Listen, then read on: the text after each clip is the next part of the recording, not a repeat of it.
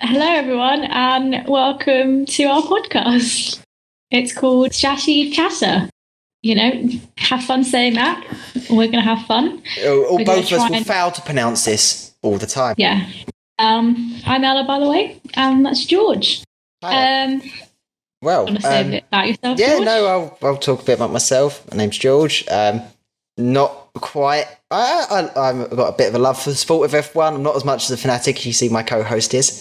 I put my allegiance out there. I will put the flag down. I am a Mclaren fan. I will always be a Mclaren fan. So that is where my loyalties lie, and I will die on the hill to defend them at any cost.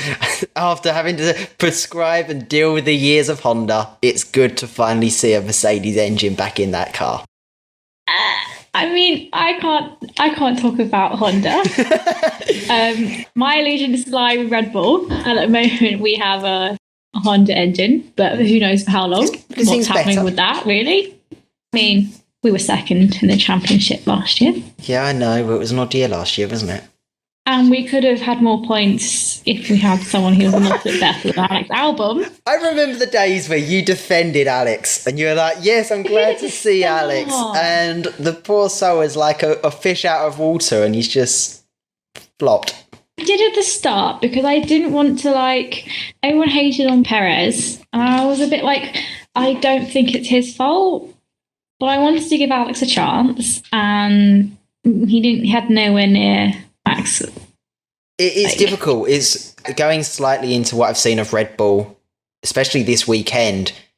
Perez is finding it hard now taking Albon's place. Is still finding it hard to in the car. It's what is noted perhaps about Red Bull is their car, the way it drives is very different to a lot of other teams. It's a lot harsher on the driver and it requires the driver being able to actually try and make attempts to control it. It's far more, it really does fight you. It's what's going on. And it's that really different style to what Perez is used to. I think they have tailored it to Max, maybe a little bit too much. Well, is their star, and it's Red Bull now is, I think, the way I perceive Red Bull is it's the Max Verstappen show. It is very much his team. It's the way McLaren was with Alonso. It's how it's become. It's what Max wants, and we'll work around Max. As much as they say they're equal drivers, it's really, I don't think that's the case. They've got to if they lose Verstappen, I think Red Bull is in some serious trouble. But they also want to make the records and stuff, what they have with Max already. Yes, they're doing well. Outside of that, F1, we're both university students. We're in our final years, aren't we? Yeah.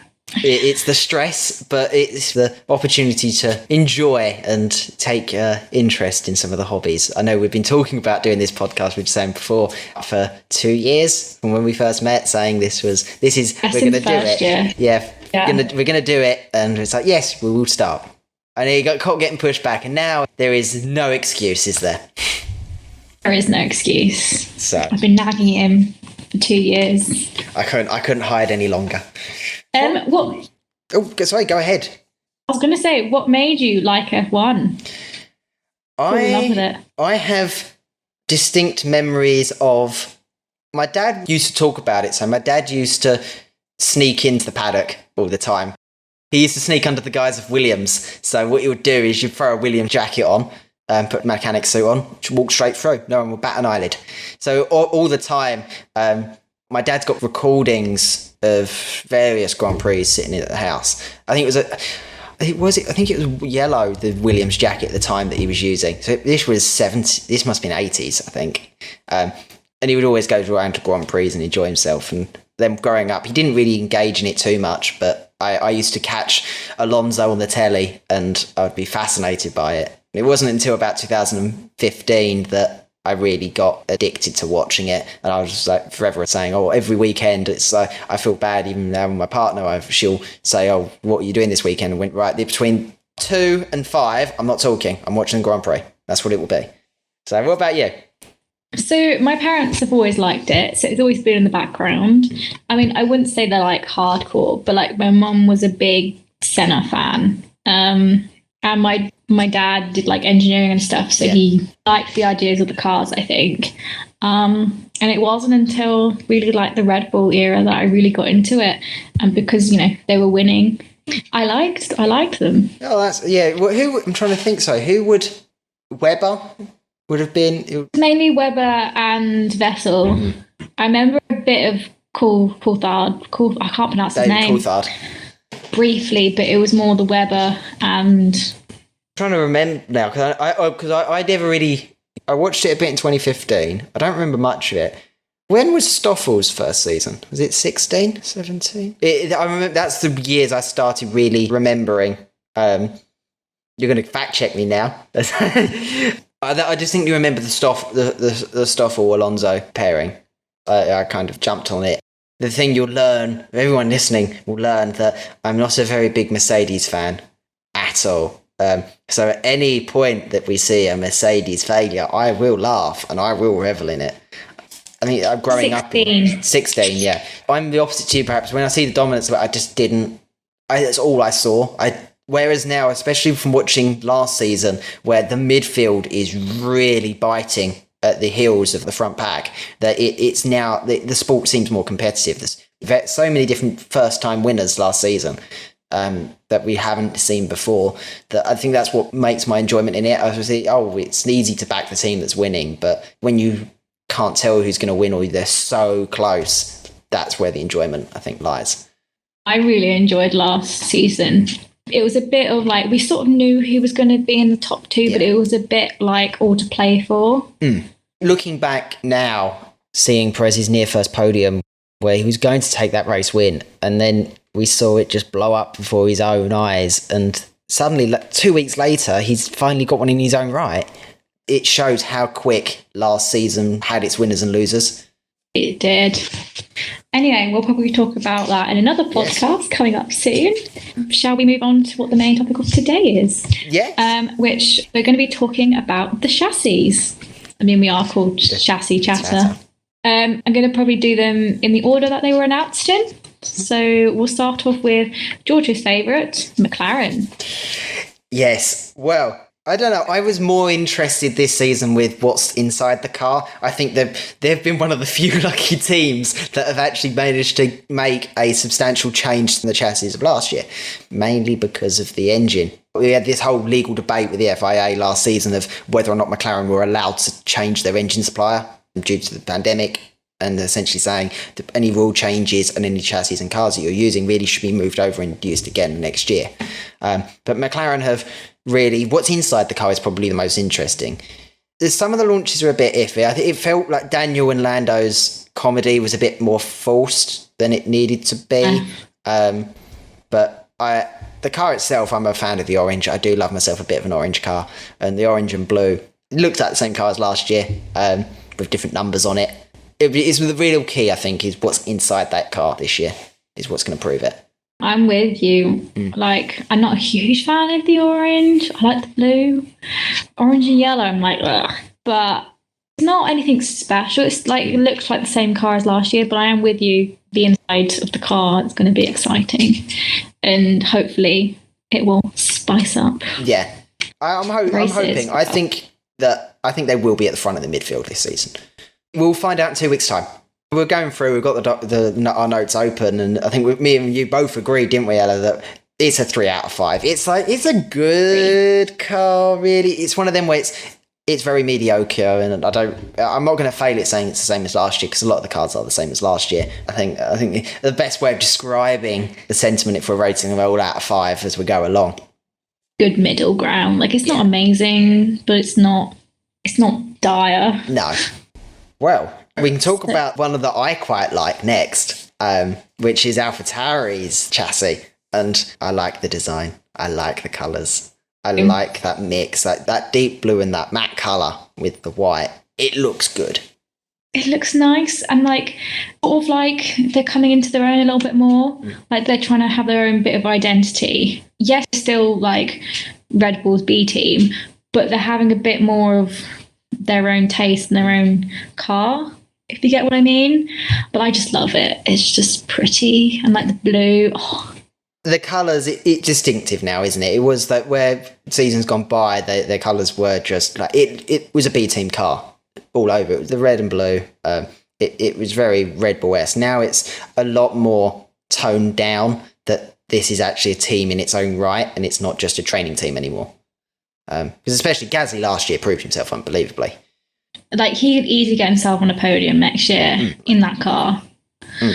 But I'm really hoping for a good year for them. Yeah. Although Yuki, I think he's got a lot to prove. I think this year he looked good in testing. I'll give him that. And I know a lot of people are very interested in the shape of their racing suits in in some of the really quite interesting photos that came out of their launch, and the awkwardness of it just looked like stock models that are waiting to be dragged into like Source filmmaker animation. Interesting to see how that all plays out, because it'll be interesting to see whether he's more favoured. Yeah. He has got that Honda link, but it'll be interesting. And he was only a rookie in F2. Yeah. It's quick. Does he have the experience? Is it too soon? One thing I'm happy though is there is now a Japanese driver back on the grid. I think it's an improvement from the last Japanese driver that was on the grid that's notorious for putting the car in the wall. So we can only hope. Japan has got a really big racing background. The leagues that take place within Japan, it's nice to actually see that starting to fan out again a bit more, and we're not just seeing the same Eurocentric dominated drivers essentially on the grid. If I was to give it a rating, it's a 4 out of 5. I think there's only one on the grid that I've given a 5 this year. But it's a solid, it looks a good car. I was edging, I wanted a 5, but then it would have been if it wasn't for these other cars to come up. It's a 4, in my opinion. Well, to the next car. Alfa Romeo. You can have this one. The launch was just a bit... They had the reserve driver there, which was just funny. And then zoomed in on their faces and the photos and stuff. I don't know whether it's fake tan or foundation, but it just doesn't match. Yeah, it was just really dodgy, caked. like a bad job. Yeah, it was caked on, wasn't it? The one problem with me with this launch is it's not really... to be honest, I don't remember any of this launch. The orange face. Yeah, the Kimi's face, and that the car itself is... This is what I feel sorry for Alfa Romeo. They looked good a season or two ago. They were struggling with the Ferrari engine, and this year I think they're going to equally struggle. I think they're going to be competing with Haas and Williams, if I'm honest. I don't think they're quite mid-pack anymore. Because I really like Kimi. Yeah. The thing is, I think he's there. He's now not doing it. He just likes to drive, or he's just doing it as a hobby. And Alfa Romeo will give him that. Yeah. I'm hoping he gets himself up on the points. But like, I remember a couple of years ago, like he was like on to get podiums and stuff, and now he's like... Yeah, I think it's they'll be scraping at 10th and 9th at times if the mid-pack have a bad race.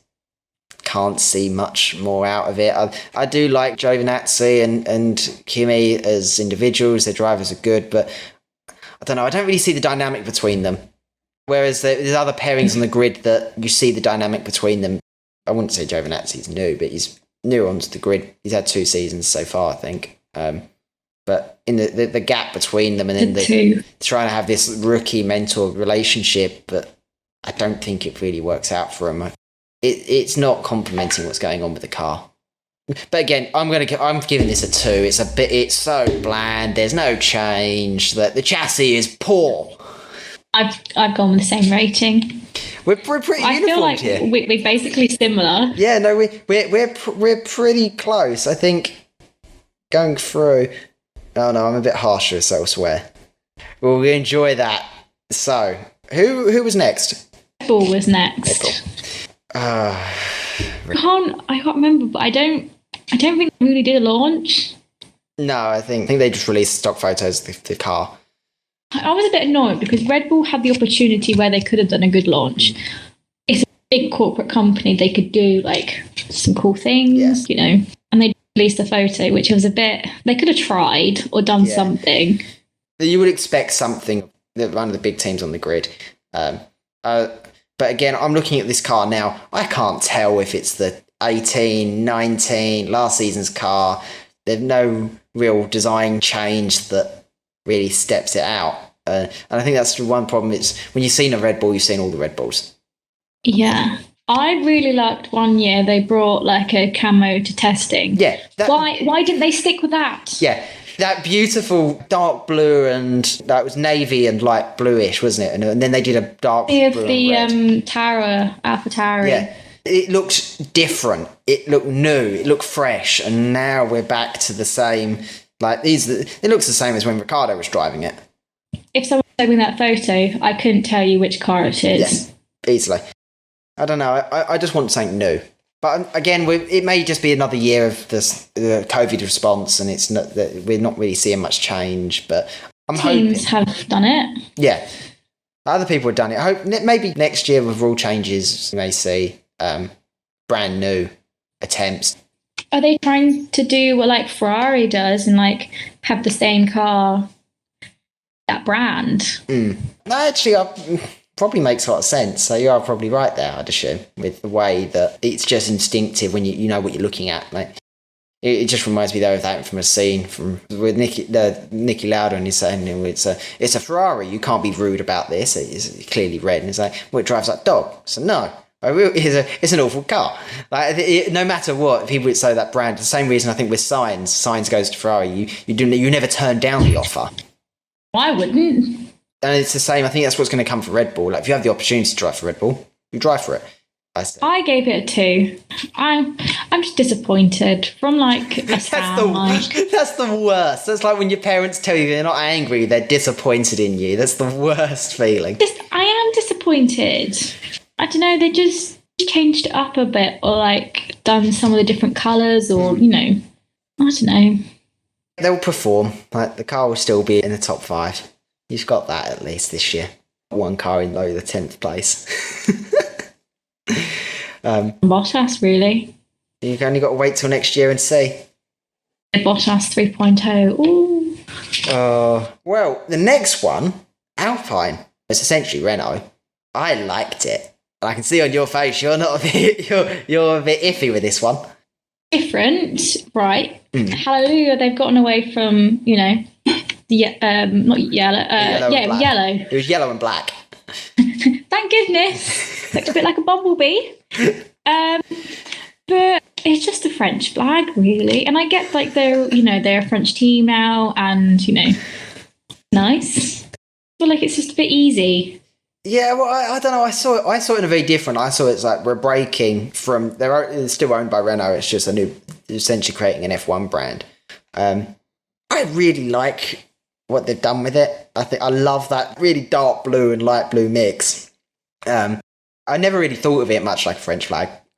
Yeah, it's probably heavily influenced. And I don't know, the blues make me think of Williams a bit.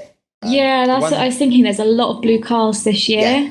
Yeah, I was about to say. I think it's that I feel so stand sorry. out as much. No, imagine the overlay now and how many different shades of blue are going to be in the overlay. How to differentiate the teams.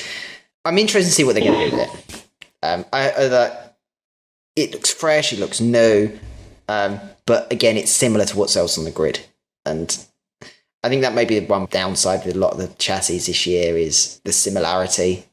It's hard to distinguish between various teams of what actually you're looking at if you take away the logos.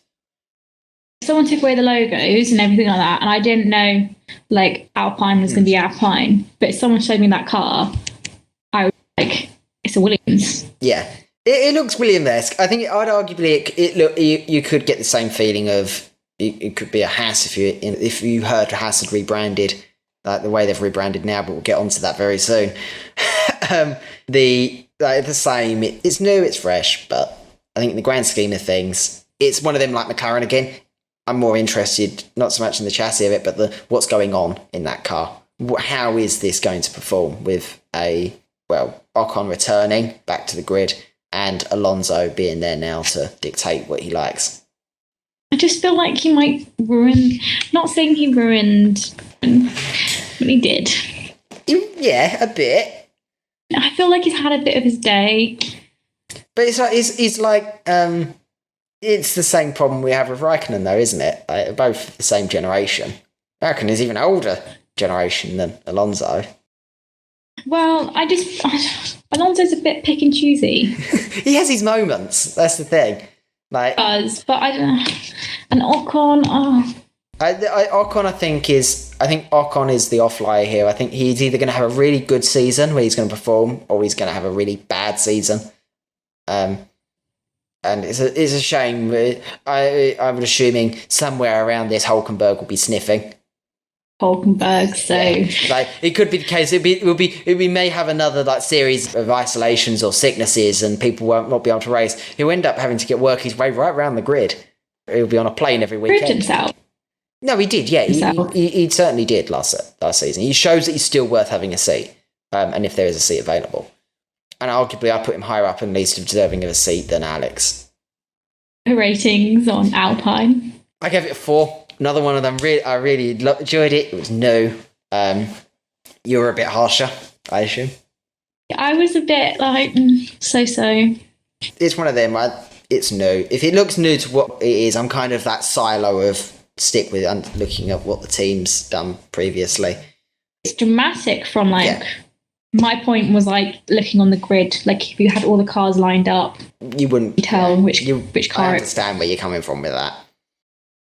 I'm looking at the list now and I know exactly what's coming up next. It's welcome to the Mercedes show. Oh, I don't know where to start with Mercedes. I'm looking at this car and it is the same as last year. And I'm going to be harsher on this because I'm not a Mercedes fan, and I'm really not a fan. And I don't know. They're called the Silver Arrows. Why are the Silver Arrows not silver? I understand. When I first saw like the changing of the design to black and things like that, oh, okay, they're making their statement. I understand if this is going to be for a few Grand Prix and they'll go back to the old colours. I don't like it. I don't like black cars. Is it the way it's been done, or I just didn't expect a copy and paste job? The little bit of red that's on the top with this thing, is this like a tip to Nicky and keeping that idea of the red on the car?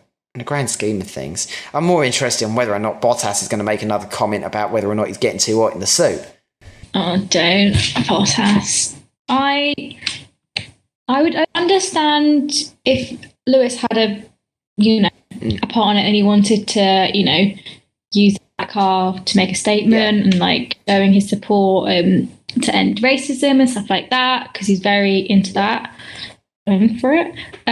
But this is silver arrows. Like, yes, it was nice to see something different. It wasn't just the silver car every single year, but it's still the exact same, just in black. I just feel like it's just, I don't know whether they're trying to do it to be like, oh, look at us, we've done different to our car, we've mixed it up, but it's still exactly the same.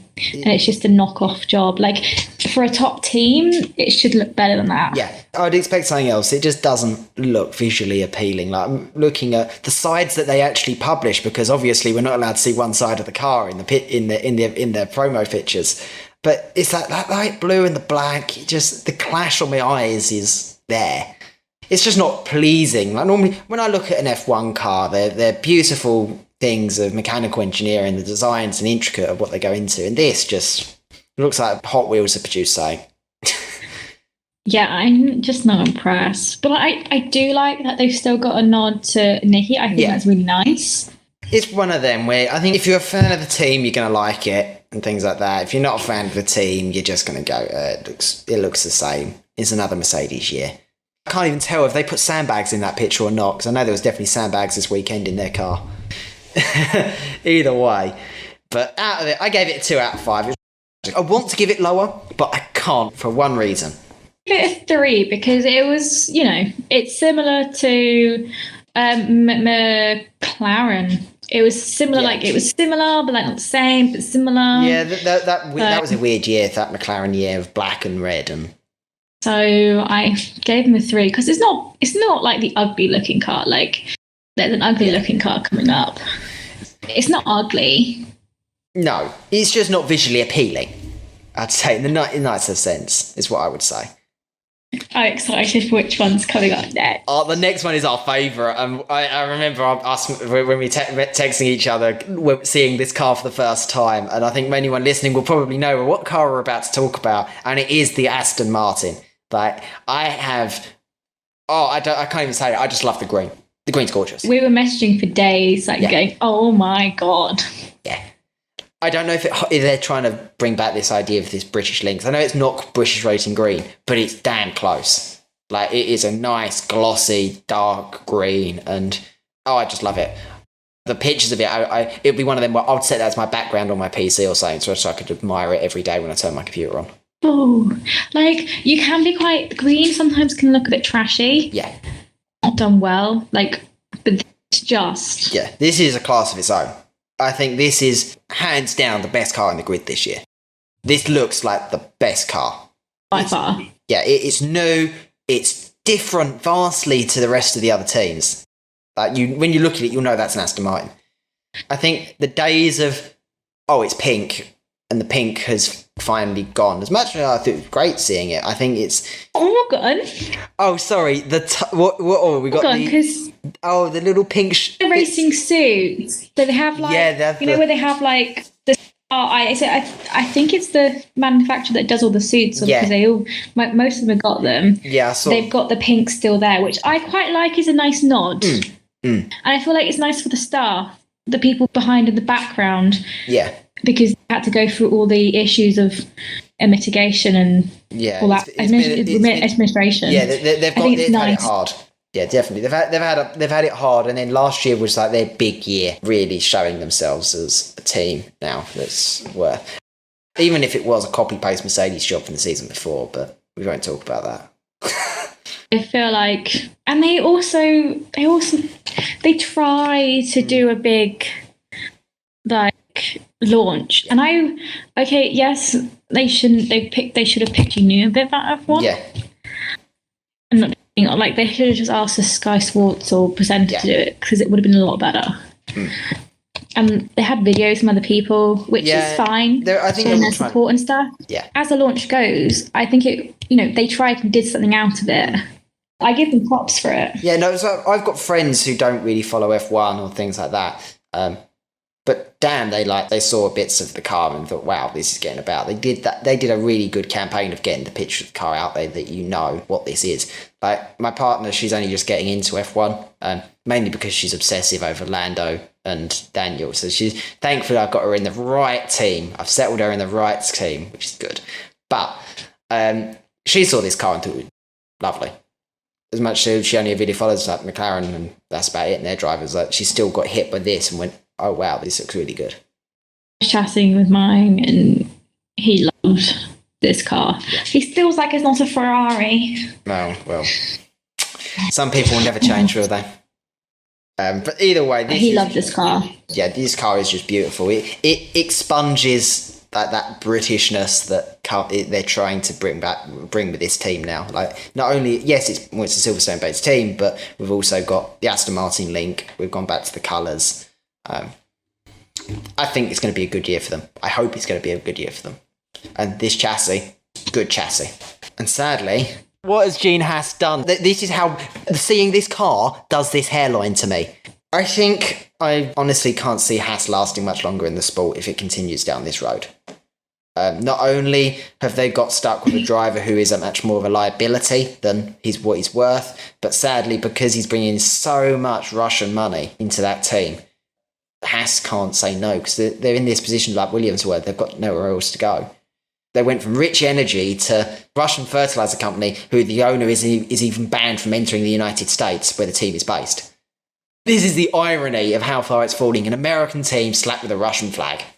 Because technically, Mazepin can't drive with a Russian flag. No. Because they're banned from in sport. Yeah. So they're allowed to have a flag on them, you know. But it's just, they just took that and gone, right, we're now a Russian team, but we're just racing for Haas. And they saw that as the loophole. Yeah, like... I don't know whether they can actually race at the moment. I think it's the same problem. It's like it's not so much that they're a Russian team; they're an American team, but it's just it's got so much Russian money going into it that whatever design they say, you accept. It's woeful. Like Haas were meant to be the team that were going to shake it all up. Gene Haas is coming back, and it's just floundered. Like Magnussen and Grosjean, they were there for so long. It was starting to flounder. It lost its way, and I'm interested to see the Drive to Survive when the new season drops this week, how bad Haas really were having it last year. Because even the season 2, you saw the issues with driving into each other, and last season the car wasn't even worth running at the end of it. It's just a sad state of affairs for the team, I think. We were all sitting there thinking that worrying about Williams, but actually I feel more sorry for Haas. They're the people that have suffered in the background. I also feel bad for, like, Gene Haas. Like, it's not his team. No, they've lost all design over it. Like, even if it was trying to be an international team, it looks Russian. It is probably Russian, and the fact that they didn't sack Mazepin when they had a chance to get rid of him shows how dire the state of financial affairs is for them. Because it's the same issue when all of us thought about Stroll back at Force India, was the reason why he stays on. He's got so much sponsorship money coming in, and it's just another sad state of affairs. Stroll has since proved himself and has been a very capable driver, and shown that these idea of daddy's money paying his way in isn't true. But for Mazepin, he's on his second scandal now. Yeah. Anyway, moving on. We the disdain from us over this car is... You gave it a rating of 1. I didn't rate it. No, you didn't even bother to rate it. I just couldn't. Yeah. It's one of them where I turn it off my screen. So, we'll go into a lighter state of affairs. We can go back to Williams. The new Williams. Williams. Yeah, I'm glad they kept the name. Definitely. I think it's really nice for the family. That long-standing history. Like, I think it's nice. It was one thing I'm glad about with the investors and people, new owners. They've kept that heritage to the team. At the end of the day, it's alongside Ferrari, they're one of the McLaren, they're one of the longest standing, continuously running teams. I think, it's going to be a difficult year for them. I still think they're going to be at the back of the pack, but the fact that they're still on the grid is probably the biggest win. Like, we're worried that they're not going to be on the grid at all anymore, and they've pulled through. The family have done loads for the sport of F1 and cultivating its continuation and survival, with Frank, and then with Claire really trying to take the reins. And Claire had it hard. People didn't give her enough credit. They were very much to criticise. Yeah. And I have so much respect for her. Like, she broke like barriers down and the whole ideas of glass ceiling in the sport. And they say the buck stops with her, but at the end of the day, the team going on. Once Stroll left and Bottas, the money that they needed in just wasn't coming in anymore, and the budget was so small for that car to be developed that sadly some of the stuff they're using is 2 or 3 years out of date. But I'm glad it looks new. It's keeping that white but bringing in a lot more blue and trying to modernise a historic team. This is my understanding and the way I've seen this car, like the chassis. I like that. I like the brake a little bit, but they're still keeping the same little links. Yeah. It's different, but it's similar. Yeah, no. How they're sort of going down a new direction. Yeah, definitely. I'm not fully familiar with who they've got sponsoring this year, but I'm just glad to see that they're still here. Losing them will be a huge hit to the sport. And I was really worried, like last year, what's happening, and the Williams family being really quiet on it. And so Frank being quite ill at the time, and Claire slowly backing away, so halfway through stepping down. But you saw it all starting to really ramp up, and the fact that they've kept that name and they've got no intention of removing the name is nice to see. What rating did you give it, George?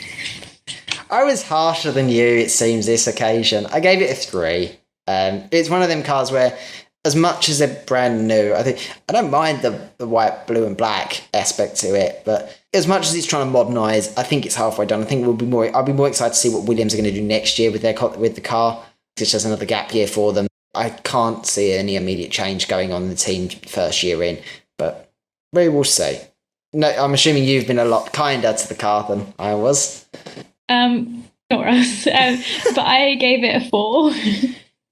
Is it the same quality as AlphaTauri? It's different from AlphaTauri, so that's why I scored it a little bit higher. Yeah. I think it's different. I'm really hoping that they're not back at the grid all the time.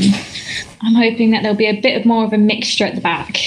I'd only hope, but I'm putting my sights on Williams, Haas, and Alfa Romeo being at the back of the grid. But I don't want to always be Williams at the back. Yeah, a bit of a mix-up, like it could be a Haas 1 week and Williams next week, AlphaTauri the other. You know what I mean? Like a bit of like competition between those 3 teams. Yeah, hopefully we'll see. We can go on to our last car now, just before the end. And finally, last and not least... Got safety cars. Oh, we do. Yes, we do. Got safety cars, George. Yes. Well... the last car, the last chassis. What did you make of Ferrari? exactly the same, but why is there this weird green logo on it? I thought it was a Monster logo, but that's the thing, that Monster sponsors Mercedes. Hamilton, yeah. I think they gave us two sides of the car. I just saw it and I was just like, why? I don't know, I like the back end of the car, the maroon. They've run that maroon 1 year, or for a race, I'm pretty sure. It have to be the same shade of red every single time. Mix it up a bit. If you want to stick into red, fine, but just change it up a bit. Maybe do matte 1 year or not. It looks the same. I agree with you. But Ferrari, I think the problems they've got are what's in the car. I don't think they're, in the grand scheme of things, I don't think they're worried about what the chassis looks like. I think they're more worried about how the engine performs. I don't know. It's like looking at Mercedes or looking at a Red Bull. These are the top teams, and at the end of the day, they're not really concerned, are they? Aren't they top team now? Are they? Sorry, Ferrari is a midfield team now. We're back to those days of the 80s where Ferrari is just not really doing very much. But is it going to really help his career? No, but as I was saying earlier, it's a drive at Ferrari. You don't turn that down. I like him, so yeah. I like him more than Charles. Again, I'm not really a big Ferrari fan. I don't even like their commercial cars outside their F1. So, this is the problem. It's the same reason I don't like Mercedes cars either. I don't know. It just looks the same, doesn't it? I think both of us, we rated this a 2, didn't we? We didn't. It's one of them. It's just another odd job. It was the same as Red Bull. Same thing. Yeah. Same. I wasn't impressed, but hey ho. Usually, safety cars. We're going on to safety cars because this year I feel like just up a bit, which I quite like. No longer that silver. It's usually Mercedes that do the safety cars. This year, having a Mercedes and an Aston Martin. Shall we talk with the Mercedes first? Yes, I want to get the depressive time out of the way. It's a Mercedes car. I don't get why it's in red though, unless they're trying to do the Formula 1 colours of red and white, which, looking at side-on picture about it, that's where I'd gather it. But I don't know, it's a Mercedes, but it don't look like Mercedes in colour scheme. Now I'm seeing that you just said, they're doing the F1 colours. It does make sense. Is a orange McLaren in the middle, and you've got traffic lights. I'm sorry, but McLaren in orange is just... Mwah. But but I was just pointing out, the red, the orange, and the green. Yeah, no, that is true. Yeah. If we put a P1 in the middle or a Senna, we have a nice mix of cars. Then I'd be more interested to see them race and do a GT race instead. The red baffles me. Yeah, I think again it's that F1 colours, isn't it? I think that's what they've got. These are not Formula 1 team cars. These are FIA cars. I'm shocked the fact that one team managed to get their colour, but either way, I think it'd be interesting to see, as much as we shouldn't be wishing for safety cars to be seen as often, I do wish we see these cars a bit. So just a few incidents that spice up a few races that we can get these out and parade. So our next car is an Aston Martin. Oh, it's in the same colours. I think I sent it to you. I was just like, oh my God. I didn't know that they were going to have a safety car. Yeah, I think one is the medical car, one is the safety car, but they're both safety cars type things. Maybe. But either way. I don't know. This is the thing. I'm more than happy with just the fact that car's there. That, again, it's like this colour is... I think on our notes, we were discussing this beforehand when it first comes on. I think my answer is, give me more of this. I'm of the opinion that it just looks gorgeous, but it's just a nice car to look at. With the job of what this car is doing, they are beautiful. I never thought I'd be fangirling over a safety car or a medic car, whatever the purpose of it is. Because I thought they were switching roles. They could do safety car. I think there's no one. I don't think it's quite clear exactly what they're doing, but I think they're just buying these cars and showing that this is what's coming. I think this is just a bit of Liberty Media's spectacle, isn't it? What they're trying to do. They're trying to add some jazz. I'm here for it. I think more teams should get involved with this. Yeah. I think it's really a great opportunity. Because it shows off. If they do it as similar cars to the car, I just feel like I just love that it's not just Mercedes. Yeah, all the time. Yeah, definitely. That's what I'm glad about as well. Like, it was one of them. Oh, safety cars, Mercedes. I can't remember the name of what they call their commercial cars that do this, the track cars. But either way, I think it's great to see teams get involved in more just beyond racing. I think that's what they really need. Teams getting involved in all aspects of it properly. Not so much like you see that commercialisation, but more of the presence, perhaps, of the teams beyond just their F1 cars. I know Williams builds a lot of gearboxes and things like that, and contracts for a lot of them. We don't really talk about that very often, and some of the what services they do provide, and perhaps more publication of that and exactly what teams are doing for the wider sport as beyond just racing would be a very welcome thing to see. There just needs to be a bit more presence, especially during this COVID era. I just feel like there should be more. I don't know if it's just us being wishful thinking and wanting more F1, or is it because we've gone for 3 months, 4 months without a race and it's dry season, or I think we're in that mindset where we just want to see something. Like, as much as testing was great for 3 days, we'll just have to see. That's the point of discussion for next week. With any luck, it should be quite good. We'll go to final thoughts. Yes, well, I'm quite pleased overall, I think. It's a good takeaway. I think seeing cars look good, even if some of them are the same, but there is some big standouts to me, mainly being Aston Martin. Aston Martin was my favourite. There are only a few that I hated, but I'm more excited to see them on the track. Definitely. And see how they perform. As you were saying, we'll probably talk a bit about our predictions, some tracks that we're excited for, and a bit about testing. Yeah, well, thank you for joining us for our first ever Chassis Chatter. And whatever way, if it's Spotify, Apple, YouTube, hopefully you'll join us again for next week. Thank you. Thank you for listening.